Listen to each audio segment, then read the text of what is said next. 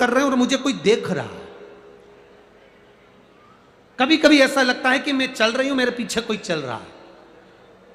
कभी कभी ऐसा भान होता है कि ऐसा लग रहा है कि कोई मुझे देख रहा है, कोई मेरे पीछे चल रहा है, कोई मेरे आगे चल रहा है। कभी कभी ऐसा भान होता है। तो उसके लिए यहाँ तारकासुर कह रहा है कि मेरी माता को मेरे पिता, मेरे पूर्वज नजर आते हैं, मेरे पिता की गति कैसे हो जाए। तब भगवान शंकर कहते हैं कि तारकासुर, एक तो तू असुर है, तू राक्षस है, और राक्षस होने के साथ साथ तू अपने पिता की गति की बात कर रहा है। ये तो मुझे हंसी आने वाली बात है।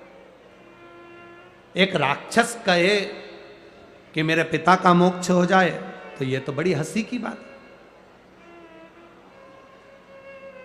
ये तो बड़ी विचित्र बात है। पर तुम पूछ रहे हो, भगवान देवाधिदेव महादेव ने कहा कि तुम्हारे पिता की गति के लिए तुम ब्राह्मण भोज, संत भोज, गुरु भोज, दरिद्र भोज ये क्यों ना करते।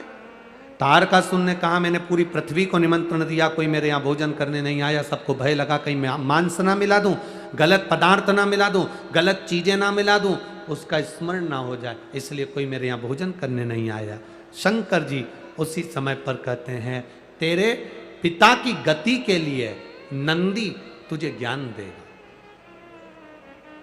भगवान ने नंदी की ओर इशारा करा। नंदी ने तारकासुर से कहा सुन तारका,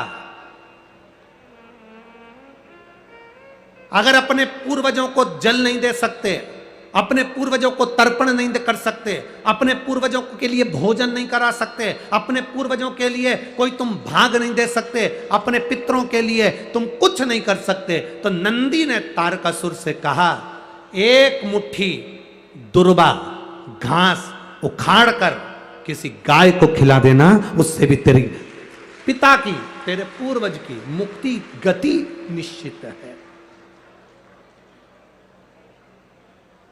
ये नंदी का ज्ञान है, ये नंदीश्वर का ज्ञान।